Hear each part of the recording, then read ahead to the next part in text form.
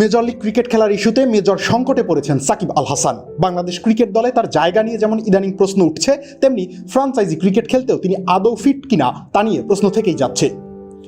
Major league ক্রিকেটে আক্ষরিক অর্থেই নিজেকে হারিয়ে খুঁজেছেন সাকিব। 4 ম্যাচ খেলেছেন, সেখানে ব্যাট হাতে তাকে চূড়ান্ত ব্যর্থই বলা যায়। 4 ইনিংসে রান করেছেন মোটে 60, স্ট্রাইক রেট 125। বোলিংয়ে সাকিবের অবস্থা আরও পতনশীল। পেয়েছেন মোটে 1টি উইকেট, ওভার প্রতি রান গুনেছেন 11 এর বেশি। সাকিবের অফ ফর্মে স্বাভাবিকভাবেই লস অ্যাঞ্জেলস নাইট রাইডার্স দল বিরক্ত ছিল, তাই 4 ম্যাচ পর আর সাকিবকে নাইটদের একাদশেই দেখা যায়নি। বিদেশি খেলোয়াড়ে অবশ্য লস অ্যাঞ্জেলস দল বেশ শক্তিশালী ছিল। দলে Jason Roy, Sunil Narayan, David Miller কিংবা আন্দ্রে রাসেলের মতো ফ্রাঞ্চাইজি ক্রিকেটের গ্রেটরা ছিলেন, যদিও শাহরুখ খানের দলের শেষ পর্যন্ত শেষ রক্ষা হয়নি।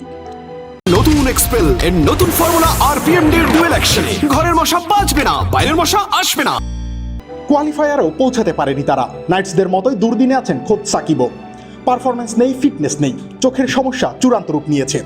জার্সির কলার কামড়ে মাথার পজিশন ঠিক রাখতে চেয়ে সাকিব কতটা মরিয়া সেটা ভাইরাল হওয়া ভিডিওতেই পরিষ্কার ছিল। কিন্তু এতটা মরিয়া হয়েও কোনো লাভ হচ্ছে না সাকিবের। নিজের হারানো সুদিন খুঁজে বেড়াচ্ছেন তিনি, সদ্যই নিজেকে প্রমাণের বড় কোনো মঞ্চ হাতে নেই। কিন্তু এতটা মরিয়া হয়েও কোনো লাভ হচ্ছে না সাকিবের। নিজের হারানো সুদিন খুঁজে বেড়াচ্ছেন তিনি, সদ্যই নিজেকে প্রমাণের বড় কোনো মঞ্চ হাতে নেই সাকিবের।